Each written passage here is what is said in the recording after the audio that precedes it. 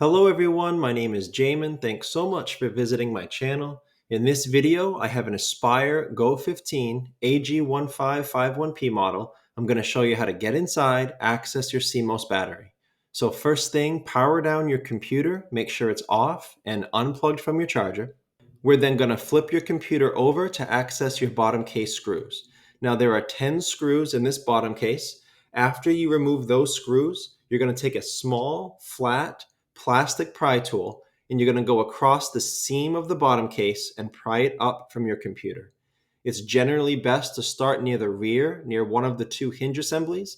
I found it easiest from this middle section right here to start prying it up. Don't put the pry tool too far in. You could damage some internal components. Just keep it on the edge. Go nice and slow but firm. And if you get stuck going in one direction, leave it, go to the other side and continue in the other direction. Once you get your bottom case off, this is what you're looking at for the inside of your computer. Now, as a general computer repair side note, whenever I'm working on a computer in my shop, it's sitting on an anti-static mat. Either that or an anti-static bracelet are great ideas to avoid damaging anything in your computer when you're working on it. If you would like any help with tools or supplies for your project, as well as any of the replacement or upgrade components for this specific model, the AG1551P, there will be a link above, also below in the description, and it will be a list of all those tools and supplies and replacement parts. Now, before touching anything in a computer, it's always best to remove or at least unplug your battery. A computer is safest to work on when as little power as possible is running through it. Here's your battery right down here. It's held in by these two screws on either side, and it plugs into the motherboard right here near the green arrow. Now, as with any cables or wires in a computer, avoid pulling on them when at all possible. Just manipulate the plug. So as you see here, there's a grip on either side, so you can use a pry tool or your fingernails to wiggle that out of that port right there. If you pull on wires or cables in a computer, you could damage them, and sometimes you can pull them right out of the plug. So it's always best just to work on the plug itself. Your CMOS battery is located right here, wrapped in black electrical tape, and the wire goes underneath the solid-state drive and plugs into the motherboard right here. So depending on what you're doing, it may be easier to remove your solid-state drive to get at your CMOS battery. You can do that by undoing this single screw here and pulling the solid-state drive out from its port right here.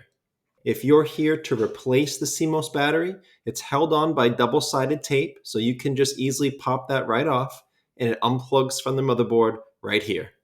I will have a CMOS battery replacement option below in that link I told you about, with all of the replacement and upgrade parts for this model computer. If you're here to reset BIOS, then you don't need to physically take the battery up. You can leave it stuck down there. You would just need to unplug it from the motherboard, maybe 15-20 seconds, and that should be sufficient to reset BIOS. As a reminder, again, don't pull on the wire, just use your fingernails or a pry tool to get that plug out of that port. As a quick note, this procedure in most cases will only reset your BIOS system settings. It will not reset your BIOS password. For more information on BIOS password issues, check below in the FAQs. And I guess as a last thing to mention about this kind of a procedure, this resetting of BIOS is a common troubleshooting step if your computer's not turning on. If that's why you're here, there will be a video link below in the description. That will be a full tutorial video showing you how to troubleshoot a laptop that doesn't turn on so you can find the cause and fix it. But that's the end of this video, how to get inside your Go 15 and get at your CMOS battery. Thanks again so much for watching. Please remember to like and share if this helped you out, if you think it can help someone else out. And feel free to subscribe if you enjoy DIY computer content like this, or if you just want to keep me on hand to answer any of your future computer questions. I do try to answer all questions throughout my channel at least a couple times a day.